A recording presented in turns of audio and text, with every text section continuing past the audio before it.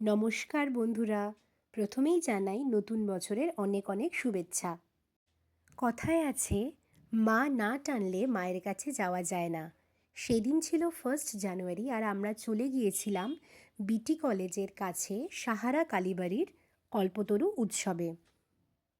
প্রতি বছর 1 জানুয়ারি সাহারা কালীবাড়িতে কল্পতরু উৎসব অনুষ্ঠিত হয়। বিটি কলেজ থেকে সোজা গিয়েই এই সাহারা কালীবাড়ি পড়বে। তোমরাও পরের বছর এখানে চলে আসতে পারো। এই যে লাইনটা তোমরা দেখছো, এই লাইনটা হচ্ছে সবার জন্যে, অর্থাৎ পাশেরও একটা লাইন রয়েছে, সেটা ভেতরে। এই লাইনটায় তোমরা যদি কেউ বাইরে থেকে আসো, এখানে দাঁড়িয়ে তোমরা প্রসাদ গ্রহণ করতে পারো। তোমরা দেখতে পাচ্ছ কত মানুষ রয়েছে এখানে মাকে দর্শন করার জন্য, প্রসাদ নেওয়ার জন্যে।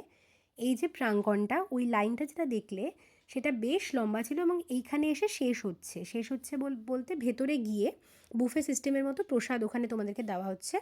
তোমরা মাঠে বসেও খেতে পারো অথবা তোমরা নিয়ে যেতে পারো। এইটা দেখতে পাচ্ছ মায়ের মন্দির সোজা গিয়েই, আর ওইখানে স্টেজ করা হয়েছে আর সব ভক্তরা এখানে দাঁড়ানো রয়েছে।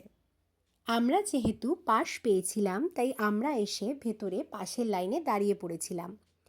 আমাদের এক প্রতিবেশীর এই প্রাঙ্গণের কাছেই ফ্ল্যাট বানানো হচ্ছে এবং তাই এই কর্তৃপক্ষ তাকে অনেক পাস দিয়েছিলেন এবং তিনি আমাদেরকে এখানে যাওয়ার জন্য পাস অফার করেন। কথায় আছে না, মা যদি তোমাকে টানে তোমাকে তো মায়ের কাছে যেতেই হবে।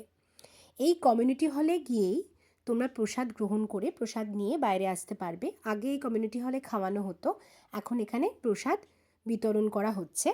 এই সাদা বিল্ডিংটা হচ্ছে স্টেজ, যেখানে স্টেজ করা হয়েছে। আমি এখানে নিজের কয়েকটা ক্লিপ নিয়ে নিয়েছি। আমরা প্রায় লাইনে দাঁড়িয়ে কমিউনিটি হলের কাছাকাছি চলে এসেছিলাম এবং এখানে বাচ্চারা খেলাধুলো করছে, তোমরা দেখতে পাচ্ছ। সোজা গিয়ে এরকমভাবে তোমাদেরকে সিঁড়িতে উঠে ভেতরে বুফে সিস্টেমে প্রসাদ দেওয়া হচ্ছে। সবাই প্রসাদ নিয়ে হাতে নেমে যাচ্ছে। প্রসাদে ছিল সরু চালের ভাত, আলুর দম 2 পিস করে, ধোকার ডালনা, চাটনি আর 1 পিস ল্যাংচা। প্রসাদ খেতে খুবই সুস্বাদু ছিল এবং যেই পরিমাণে প্রসাদ দেওয়া হচ্ছিল তা একজনের জন্য যথেষ্ট ছিল। আর এই প্রসাদ প্রাঙ্গণের কাছেই দেখো স্টেজ করা হয়েছে। এই যে স্টেজটা, এখানে অনুষ্ঠান হচ্ছে, গানের অনুষ্ঠান হচ্ছে, কখনো কখনো নৃত্য অনুষ্ঠান হচ্ছে, সবাই বসে এখানে দেখছে। আর এই স্টেজের কাছেই মায়ের মন্দিরটা রয়েছে। দেখো আমি নিয়েছি, স্টেজের কাছেই মায়ের মন্দিরটা রয়েছে এবং সেই সময় মায়ের সন্ধ্যারতি হচ্ছিল। আমি তোমাদের পুরো ভিডিওটা দিয়েছি। মায়ের সন্ধ্যারতি হচ্ছে, তোমরা ভালোভাবে দর্শন করে নাও মাকে।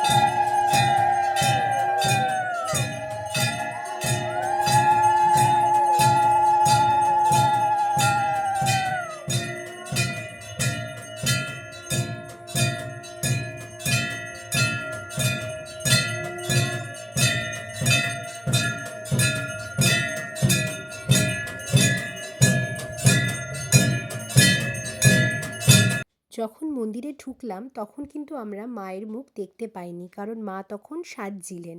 প্রসাদ খাওয়ার পর মায়ের এত সুন্দর সন্ধ্যারতি দেখে আমার মন ভরে গেল। আমরা এর আগে এখানে কখনো আসিনি, তাই আমরা জানতাম না যে কোন সময় সন্ধ্যারতি হয়। কিন্তু মা যদি চান তাহলে কি না হতে পারে। এত সুন্দর সন্ধ্যারতি দেখে আমার মন প্রচণ্ড প্রসন্ন হয়েছিল। মায়ের এত সুন্দর ভোগ প্রসাদ খেয়ে আমরা ভেবেছিলাম যে ঘরের জন্য একটু প্রসাদ নিয়ে যাব। তখন এত লাইন ছিল তাই তখন নিতে পারিনি, কিন্তু ফেরার সময় দেখি লাইন প্রায় নেই। তাই সেই ছোট লাইনে দাঁড়িয়ে ঘরের জন্য প্রসাদ নিয়ে টোটো করে আমরা বাড়ি চলে এলাম।